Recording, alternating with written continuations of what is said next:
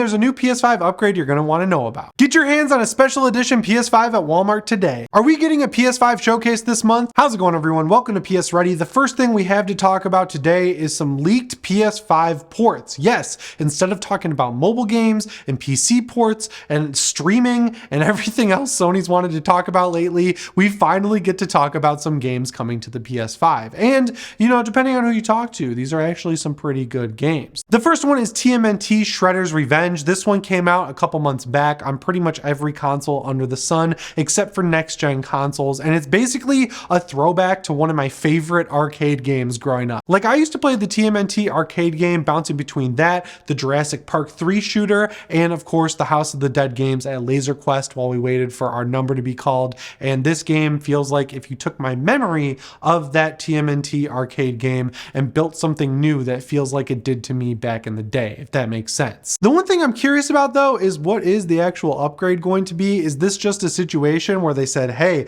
we're noticing that people are looking at this PS4 box and not buying the game even though it'll run on their PS5 because they think it's a next gen game, so we're going to repackage it on a new disc and put it in a new box and sell it for $10 more? Or is it a situation where they're going to let you run it at like 8K 60 frames per second or something like that? Because we've seen games that actually can hit 8K, like Ori and the Will of the Wisps on Xbox. That game can hit 8K. So when you look at something like that, and then you look at something that's very similar, like TMNT Shredder's Revenge, I mean, I don't know. I don't want to put crazy suggestions out there, but it would be cool to see that little 8K badge you have on the back of your PS5 box finally be taken advantage of by a really cool and genuinely good game. The next one is interesting because it's like a precursor to PS Plus Extra and Premium, in that when it was still PlayStation Now, they gave this away day one on PlayStation 4 as a downloadable game on your PS4 or PS5, and that game is Shadow Warrior 3. Now this one's faced a little bit of controversy because people were upset that they changed the voice actor of the main character, Lo Wang, which is a hilarious name. It's a parody game, that's why his name is Lo Wang. And also people were upset about the length of the game because on this one, unlike what they did with Shadow Warrior 2, which was make a looter shooter type game that had levels you could spawn into repeatedly, but they would be randomly generated, but in different biomes. And that's kind of how they created the length of that game, and they put all of their money into the actual combat. This one is a handcrafted Doom or Doom Eternal style shooter where every level is not procedurally generated, and they handcrafted every single combat encounter, which in my opinion makes for a better game. But when you spend money doing that versus making something that's replayable and procedural, that's how you get a game that's 6 hours long versus 12 to 13 hours long. And then people were upset that even though at launch it was shorter, it was costing more than Shadow Warrior 1 Remake and Shadow Warrior 2 Remake at a price of $50, even outside of the PS Now subscription thing, which no one subscribed to PS Now. So I get why people were upset at that situation. It also just allegedly didn't run very well at launch. So this seems like a great opportunity for the developers and Devolver Digital to make a new version of this game that'll probably sell a little bit better. What I would like to see from a PS5 port of this game is a perfectly locked 60 frames per second, and at the very least a 1440p resolution.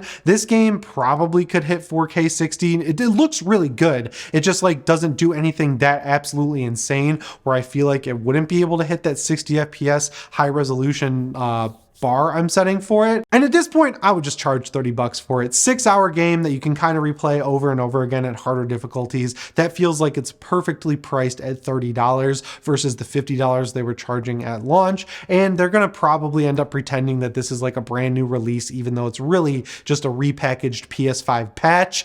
But yeah, I think $30 would be fair. And if they include all of these other improvements I'm listing, that's exactly what I would like to see from this port. Either way, I'm excited more games are getting ported from PS4 to PS5. I love seeing those PS5 box copies on store shelves overtaking the PS4 versions of games, just because we're in a new generation. We're almost 2 years into it. It's time to let the PS4 go. I'm sorry guys, it needs to happen. We need more PS5 games. And if that just made you shudder and go, oh, I'm worried I'm not going to be able to get a PS5, things are actually looking up for you, because for the first time in 2 years, people have been walking into Walmarts, looking at the video game section PlayStation store shelf and seeing a PlayStation 5 literally sitting right there, and they can call over the Walmart attendant, wait 45 minutes to an hour for them to just magically appear in front of them, not knowing where they came from. They'll open that little glass display case and hand you the PlayStation 5 and actually let you buy it. This video is sponsored by Aura. Did you know you are 3 times more likely to be a victim of cybercrime than home burglary? And unfortunately, these hackers love targeting video game companies. Game developers and publishers are prime targets for cybercrime because they have so many online users, like myself and probably you. But the secret is they don't have to adhere to the same security and regulatory concerns that banks or hospitals do. Look, you guys know I like buying used movies and games online, especially horror movies, and just a month ago, my identity got stolen and it really sucked. And that's why I'm excited I'm still partnered with Aura, because since I started using them, none of this stuff has happened. Aura combines identity theft protection, fraud monitoring, a VPN, a password manager, and antivirus software all into one app. Last time I logged into Aura, I saw a bunch of my email addresses and passwords had leaked, so I fixed that up and everything's been good since then. Protect your family and yourself online by visiting https://aura.com/PSReady. And if you use my link, Aura will give you a 2-week free trial and you'll be able to see how many of your email addresses and passwords have shown up on the dark web. Thanks again to Aura for sponsoring this video. Now you might be sitting there like there's no way this is the first time this has happened, but really if you look back on Twitter and stuff like that, it is incredibly hard to find people who are able to just like walk into a Target, walk into a Best Buy, walk into a Walmart, and literally just see a PlayStation 5 sitting there. And when these things came out, you weren't even able to buy them just like on the store shelf. Even if they had a stock, they were like pre-orderable only, and you had to do store pickup and come and get them. So to see supplies getting plentiful enough where people are able to just walk into a store and buy one of these things like they would a Nintendo Switch, a PS4, an Xbox Series S or X, you know, it's pretty dang cool, because that's what we need to start seeing more native PS5 games, and you know, less stuff like Resident Evil 4 Remake getting announced as a next-gen only game, only to have a PS4 version announced and then dig the knife a little bit deeper when they announce an Xbox One version of the game as well. I do not understand why this keeps happening. So yeah, it's good to see that leading up to the holiday season, when the demand for the PS5 is logically going to be the biggest it's ever been, they're getting the stock out there a little bit early so that people who want to get in now,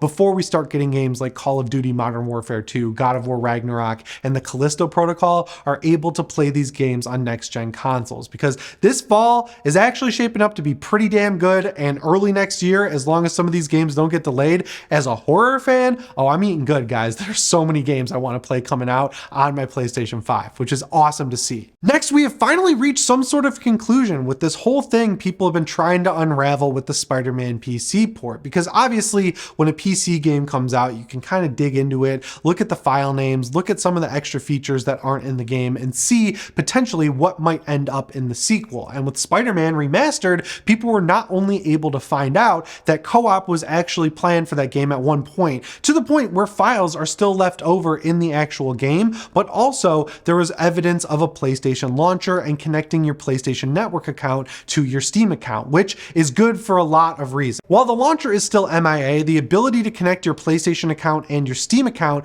has been activated by Insomniac Games and Sony, and you actually get some pretty cool bonuses for doing so. So alongside a patch that fixed ray tracing causing issues on a lot of PCs, they've also added this sign-in ability where you can link your PSN and Steam account, and if you do so, earlier on in the game, you'll be able to unlock the Resilience suit and 2 skill points, which is actually a pretty good little bonus that you get for linking your 2 accounts. It's really cool to see at this point that you're linking your Steam account with your PlayStation Network account versus what you do with Xbox games you buy on Steam, which is like you get a forced pop-up on the main menu that almost never loads right. Like it always loads weirdly long, and then when you actually load it, the font that it uses is not legible and it doesn't look right, and you feel like you're typing into a virus website that's going to steal your identity, but then suddenly you're able to get achievements across devices but not transfer your saves for some reason or another. I don't really get it, but either way, my point is you're logging into the Xbox server on the Xbox games, whereas with Sony,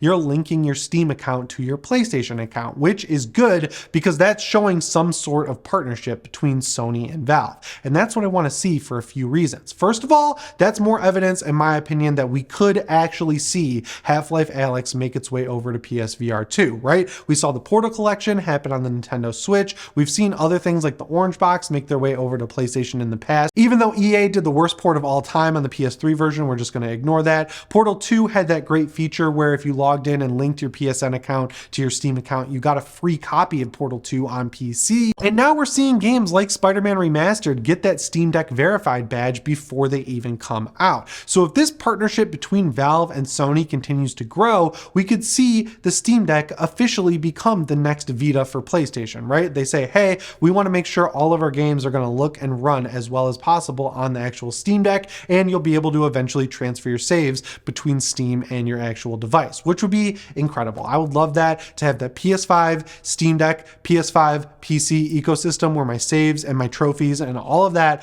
bounce back and forth between those three machines. I mean, it doesn't even seem that crazy, and I'm feeling pretty good after a lot of the predictions I've had coming true this year. And this is just more evidence that I'm right once again. So yeah, you get the suit a little bit early, you get 2 skill points. It's really a win-win to connect your 2 accounts, and actually go do it, because I want Sony to see that there are a lot of people on PC who care about functionality like this, because I sure do. And the last news story I have for you guys is, where is the PlayStation Showcase? We were supposed to get it in September like we do every other year. And last time I checked, right here on my watch, it says we are rapidly approaching the middle of October. You know, this week Halloween Ends comes out, and the last time I checked in my head, Halloween Ends release date is October 14th. So the 15th is the middle of the month. Where is the PlayStation Showcase? We need it to happen. A lot of the leakers out there are still adamant that this is going to happen, but there's a growing contingency of people who say the opposite. They're like, no, Sony does not need to do a showcase between now and the end of November, because they have God of War Ragnarok coming out. And if they do a showcase where they talk about other games people can be excited about, that'll take away the hype from God of War Ragnarok. And to that, I say you're nuts. That's absolutely crazy, because all the games that they're going to announce at this showcase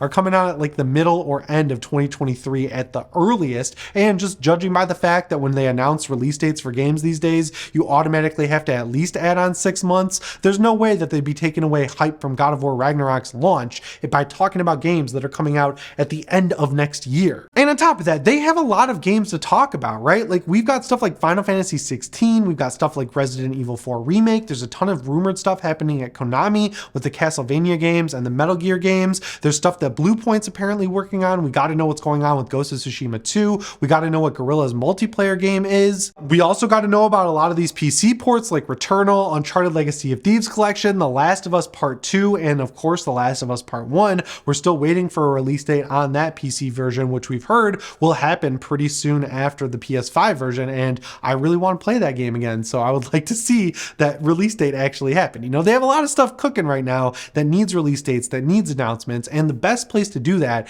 is a showcase, right? Like, the showcase stands out from the state of play, because state of plays are just like random third-party games that sometimes they end up really good, but most of the time they're pretty disappointing. Whereas if you look at all these showcases they've been doing, every single one has been an absolute banger. And I feel like with this fall lacking majorly with Xbox games, that's like a perfect opportunity for Sony to go in for the kill and really announce a bunch of games to be excited for next year. Like Hogwarts Legacy, for example, is a PlayStation marketed game that is just perfect to show at a showcase. So while I'm not sure when it's going to happen, and I don't think we can trust the vast majority of leakers out there because they've been wrong so many times, the site I would look out for is Insider Gaming, because they're the only ones where I feel like they actually report stuff when it's going to happen, and they have a really good track record. But with the big Game Awards stream happening at the beginning of December and a lot of stuff leaking from there, which seems pretty cool, I would just personally guess that between now and the beginning of December is when we'll see this PlayStation Showcase happen. And if we don't see it by the Game Awards,